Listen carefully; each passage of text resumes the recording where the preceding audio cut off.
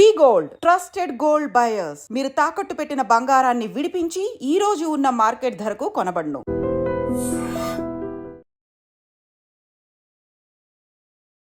నమస్తే, welcome to I dream. నేను మీ లక్ష్మి. మనతో పాటు సైకాలజిస్ట్ అండ్ న్యూరోమెంటర్ డాక్టర్ పూజిత జోష్ల గారు ఉన్నారు. నమస్తే మ్యామ్.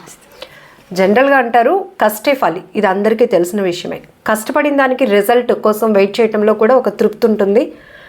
కొంతమందికి ఎక్కువ త్వరగా వస్తుంది, కొంతమందికి లేట్ అవుతూ ఉంటుంది. బట్ ఇప్పుడు luxury life, over expectations, easy మనీకి అలవాటు పడ్డం. సో బెట్టింగ్ యాప్స్, లేకపోతే క్రికెట్ బెట్టింగ్స్, ఇట్లాంటివన్నీ చాలా చూస్తున్నాం. లోన్ యాప్స్కి వెళ్ళటం, కుదేలైపోవటం. ఎందుకు అసలు? ఇంతకు ముందంతా మన పేరెంట్స్ వాళ్ళ లైఫ్ స్టైల్ చూస్తే ఇంత శాలరీ వచ్చేది, ఇంత దీనికి అని ఒక షెడ్యూల్ ఉండేది. ఇప్పుడు క్షణాల్లో లక్షలు సంపాదించేస్తున్నాం. ఒక 3-4 డేస్ కల్లా మనం ఇల్లు కొనాలంటే కొనొచ్చు, కారు కొనాలంటే కొనొచ్చు, ఇట్లా నడుస్తుంది. ఇది ఈ మైండ్ సెట్స్ని ఎట్లా చూడొచ్చు అంటారు? సో థ్రిల్ ఆఫ్ విన్నింగ్ ఉంటుంది మీకు. అది మామూలుగా మీ జాబ్లో కానీ మిగతా వాటిలో దొరకదు. సో ఈజీగా నేను ఇంత డబ్బులు పెట్టాను. గ్యాంబ్లింగ్లో ఏంటంటే బెట్టింగ్, ఫర్ ఎగ్జాంపుల్ గేమ్ మీద బెట్ చేశారు. సో ఇన్ కేస్ గెలిస్తే మీకు ఆ వచ్చే ఒకలాంటి ఊపు అంటారు చూసారా, కిక్ కావాలి, కిక్ అన్నట్టు కిక్ వస్తుంది. సో దాన్నే మనం ఇంకా టెక్నికల్గా మాట్లాడుకోవాలంటే రివార్డ్ హార్మోన్ డాపమిన్ ఇలా ఫ్లష్ అవుతుంది, డాపమిన్ రిలీజ్ అవుతుంది. సో ఈ డాపమిన్ ఎప్పుడైతే అలవాటు అయిపోయిందో, ప్లస్ దానిలో రిస్క్ ఉంటుంది. సో రిస్క్ తీసుకున్నప్పుడు ఏంటి, for example risk taking activities.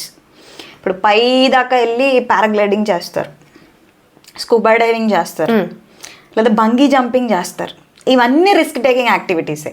లేదా రోలర్ కోస్టర్ ఎక్కుతారు, జెయింట్ వీల్ ఎక్కుతారు. సో ఇవన్నీ రిస్కే, తెలుసు. ఎక్కే వరకు కొంచెం భయం ఉంటుంది, ఎక్కిన తర్వాత భయం ఉంటుంది, రిస్క్ ఉంటుంది. కానీ అది ఎక్కగానే మనకి ఒకలాంటి థ్రిల్, ఒకలాంటి భయంతో కూడిన ఇది సాధించాం, మనం చేయగలుగుతున్నాం. దాన్నే ఎడ్రినలిన్ రష్ అంటాం. సో ఎడ్రినలిన్ రష్ అనే పేరు మీద చాలా గేమ్స్ ఉన్నాయి. సో ఎలా అంటే టెంపుల్ రన్, పరిగెడుతూ ఉండాలి. నెక్స్ట్ ఇట్లాంటి చాలా ఎడ్రినలిన్ రష్ గేమ్స్ ఉన్నాయి. బైక్ రైడ్ లేదా కార్ రైడ్, ఇట్లా చాలా ఉన్నాయి. సో అదేంటంటే ఈ రిస్క్తో పాటు మనకి ఒకలాంటి ఆనందాన్ని, ఒక కిక్ని ఇచ్చే యాక్టివిటీస్ ఇవన్నీ. సో ఇలాంటిదే దీనిలో ఒక ఎక్స్ట్రీమ్ వెర్షన్ గ్యాంబ్లింగ్.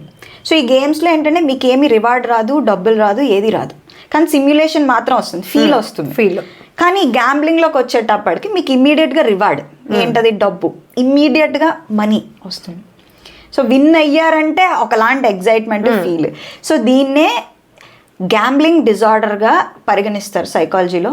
ఇంతకు ముందు దీన్ని ప్యాథలాజికల్ గ్యాంబ్లింగ్ అనేవారు, గ్యాంబ్లింగ్ డిజార్డర్ అనేవారు. ఇప్పుడు గ్యాంబ్లింగ్ డిజార్డర్ కింద DSM-5 అంటే డయాగ్నోస్టిక్ అండ్ స్టాటిస్టికల్ మాన్యువల్లో ఉంది. గేమింగ్ డిజార్డర్ అని కూడా అంటున్నారు ఇప్పుడు. ఓకే. సో ఈ గేమింగ్ డిజార్డరు ఇంకో sense of control. For example నేను ఓవర్ నైట్ రిచ్ అయిపోతాను, లేదా నా సక్సెస్ నా చేతిలో ఉంది. సో ఇది రెండో విషయం. ఓకే. సో ఇలాంటి మైండ్ సెట్ ఉన్నవాళ్ళు చిన్నప్పటి నుంచే ఒక ఫర్ ఎగ్జాంపుల్ ఒక 5 years 6 years ఒక ఉన్న అమ్మాయి, ఒక ఎగ్జాంపుల్ నేను ఎయిర్పోర్ట్లో చూశాను.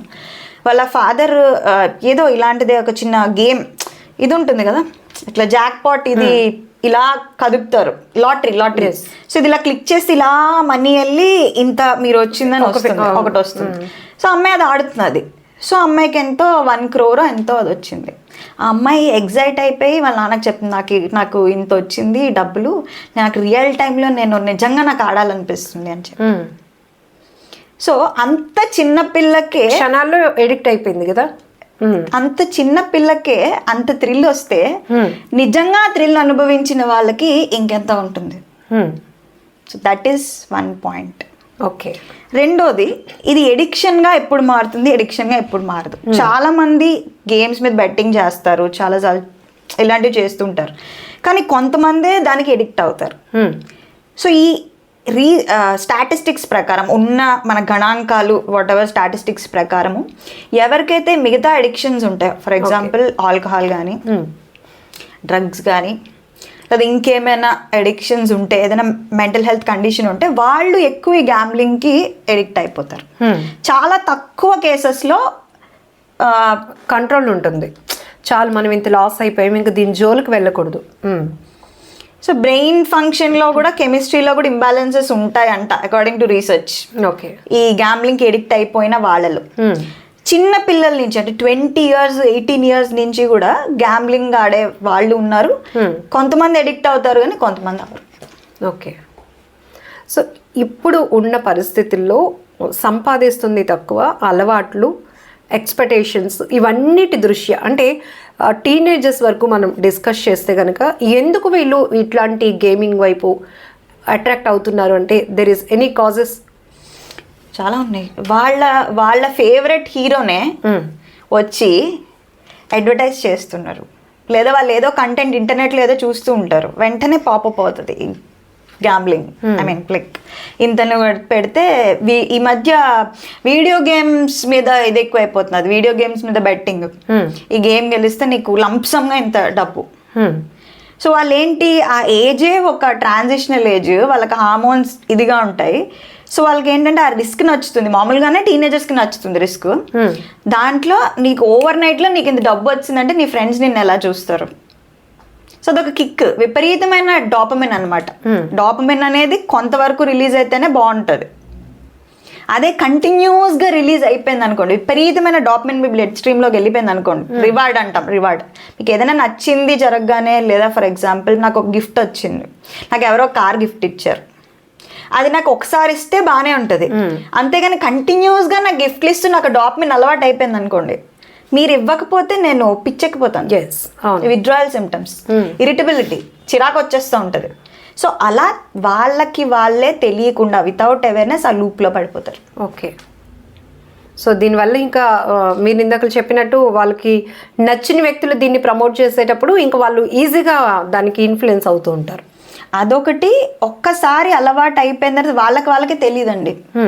అంటే ఆ ఊబి నుంచి బయటకు రాగలుగుతారా వాళ్ళు? అసలు చాలా కష్టం. With help or with therapy or try చేస్తే రావచ్చు. కొంతమందికి కొంచెము విశ్లేషణ శక్తి అంటారు చూసారా, కొంచెం అర్జీ డిటర్మినేషన్ బాగా గట్టిగా ఉన్న వాళ్ళు రాగలుగుతారు. చాలాసార్లు ఏంటంటే వచ్చేద్దామన్నా సరే వాళ్ళకి అది కెనాట్ పుల్ దెమ్సెల్స్ అవుట్. అప్పుడే ఎడిక్షన్ కింద మారుతాయి. చూసే మనకు అనిపిస్తుంది ఏముంది ఆ గేమ్ యాప్స్ని అన్ఇన్స్టాల్ చేసేసుకోవచ్చు కదా, ల్యాప్టాప్ ఇలా మూసేయవచ్చు కదా, ఎందుకు అనిపిస్తుంది. వాళ్ళకి అంత ఈజీగా అనిపించదా అది కంట్రోల్ అవ్వడానికి? ఎందుకంటే ఫస్ట్ 2 సార్లు వీళ్ళకి వస్తాయి కదా. అది ఎలా అంటే అంత సింపుల్గా కాదు, చాలా కాంప్లెక్స్గా ఉంటుంది. ఇప్పుడు నేను ఒక కెజినో, ఫర్ ఎగ్జాంపుల్ కెజినో తీసుకుందాం. కొన్ని కంట్రీస్లో కెజినో గ్యాంబ్లింగ్ అనేది చాలా లీగల్, కొన్ని కంట్రీస్లో ఇంకా లీగలైజ్ చేయలేదు. సో ఇక్కడ ఈ కెజినోస్లో వాళ్ళకి వాతావరణం ఎలా ఉంటుందంటే కొన్ని సినిమాస్లో చూపిస్తూ ఉంటారు. సో గోవాలో కజినోస్ ఉంటాయి, big daddy casino is very famous. So చూపిస్తూ ఉంటారు అక్కడ వాళ్ళు ఎలాగా చేస్తారంటే అక్కడ ఎక్కడ క్లాక్స్ ఉండవు, మీకు టైం ఎంతో తెలీదు, అది పొద్దున్నో రాత్రి కూడా తెలీదు. ఆ లైట్స్ అవి ఎలా ఉంటాయంటే మీరు అక్కడే ఉండిపోవాలి, ఇక్కడే అట్రాక్టివ్ అంబియన్స్ ప్లస్ సోషలైజింగ్. మనిషికి ఏం కావాలి? సోషల్గా మాట్లాడుకోవడానికి కావాలి, సుఖం కావాలి, ఈజీ మనీ డబ్బులు కావాలి, కంఫర్ట్ కావాలి. వాళ్ళు ఎలా లూర్ చేస్తారంటే ఈ కజినో గ్యాంబ్లింగ్ ఇంకా పెద్ద కెజినోస్లో ఆడిన వాళ్ళకి పెద్ద పెద్ద హోటల్ రూమ్స్ బుక్ చేయడము, విపరీతమైన సర్వీసెస్ ఇవ్వడము, 5 star 10 star లగ్జరీస్ ఇవ్వడము. సో ఏంటంటే ఎక్కువసేపు ఉండేటట్టు ఎక్కువసేపు అక్కడ హోల్డ్ చేస్తారు. అట్లా వీళ్ళకి తెలియని విషయం ఏంటంటే ఫస్ట్ 2-3 గేమ్స్ విన్ అవుతారు. ఇందులో ఉన్న సైకాలజీ ఏంటంటే ఎక్కువసేపు ఉన్నప్పుడు there is a higher chance of losing. ఎక్కువ ఏదైనా చేస్తున్నారంటే దానిలో ఛాన్స్ నష్టం వస్తుంది. సో సేమ్ మన ఈ పిల్ల గ్యాంబ్లర్స్ కానీ టీనేజ్ గ్యాంబ్లర్స్ కానీ ఫస్ట్ 2 సార్లు ఏదో లంసం వచ్చేస్తుంది వాళ్ళకి, ఏదో తక్కువ అమౌంట్. సో ఇంకా నెక్స్ట్ వాళ్ళకి ఏంటి దీనిలో చేస్తారు, చూద్దాం మన లక్ పరీక్షించుకుందామని ఓడిపోతారు. సడన్ గా ఒకరోజు పెద్ద లాస్ వస్తుంది, సర్లే ఇది కార్లే మళ్ళీ చేద్దాం అనుకుంటారు, మళ్ళీ పెద్ద లాస్ వస్తుంది.